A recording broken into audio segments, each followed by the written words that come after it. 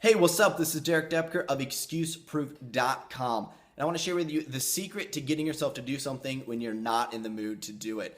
Now, I know what this is like firsthand to have moments in my life where I'm doing so well, I'm rocking it, I'm on a roll, I'm consistent with my diet and exercise or business or keeping things clean in my apartment, which always seems to be a challenge for me. I'm in the mood. I want to do that sort of stuff. And then somehow I just kind of am not in the mood on some days or for a period of time. And then everything just kind of goes back to square one. So the results are all up and down.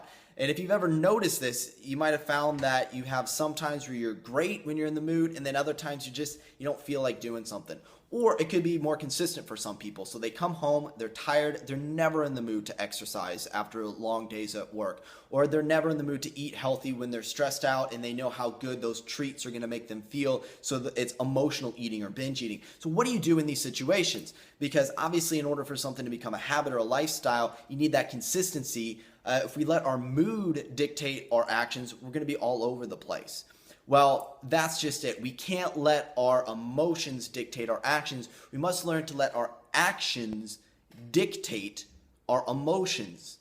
So what does this mean? Well, it means I'm not going to ask myself, do I want to go exercise when I'm sitting on the couch, binge watching Netflix with some ice cream in my hand. And I've been sitting there for 2 hours, and then I think to myself, okay, do I want to go exercise? There's no way I'm going to make the decision to go exercise from that state. Everything in my body is going to fight against the idea of getting up and going to exercise. So I don't make the decision right then and there. What I do is I say, okay, pause, let me change my mood first, and then make a decision.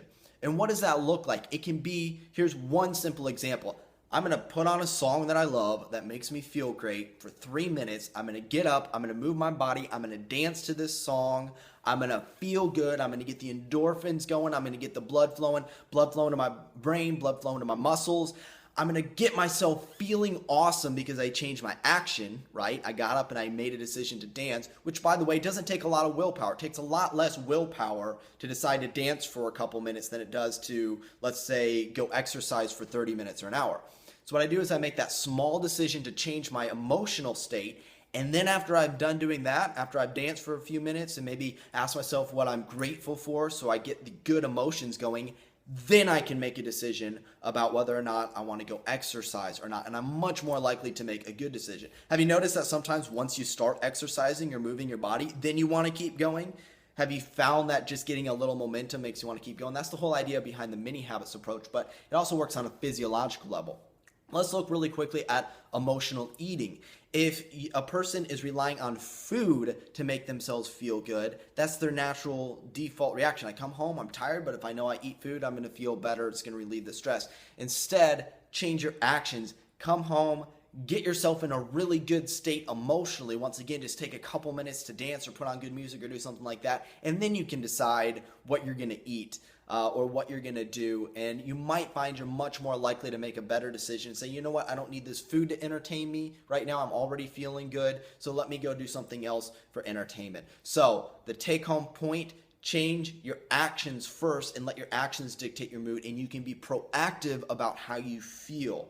All right, so find ways to make yourself feel good instead of relying on these other things to determine how you feel. This is Derek Depker. Take care.